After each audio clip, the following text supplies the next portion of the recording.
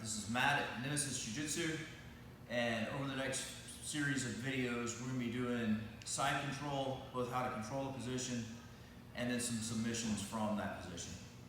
So, we'll start. My partner's going to lay down.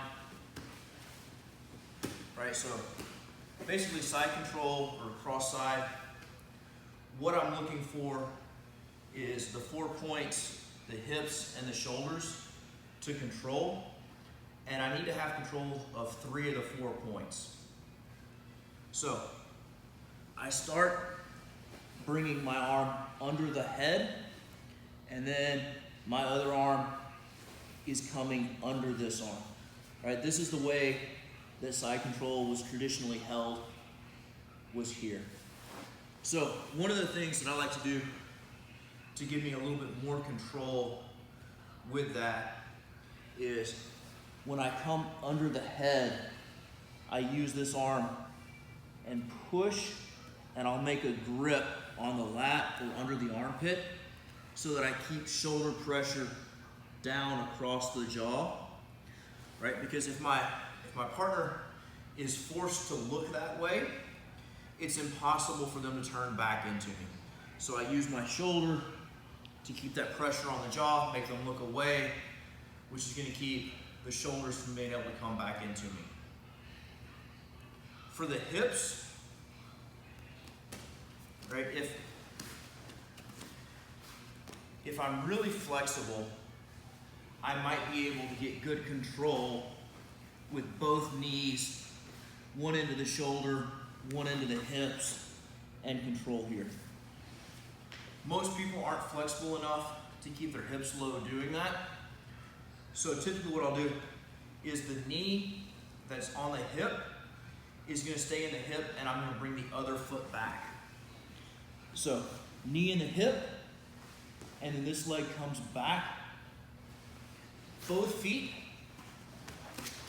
my toes are going to stay engaged with the mat. So when I'm here, right, I have my hips dropped, but my toes are engaged with the mat. My knees don't even necessarily have to touch the mat.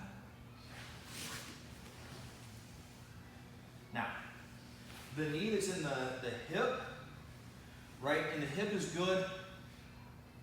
Ideal is to be back underneath the legs so that I block here, right? For her to regard me, she has to bring her legs back in and under. So if my leg is in under the hip, it makes it difficult for her to turn her hips into me and regard. So circle all the way around.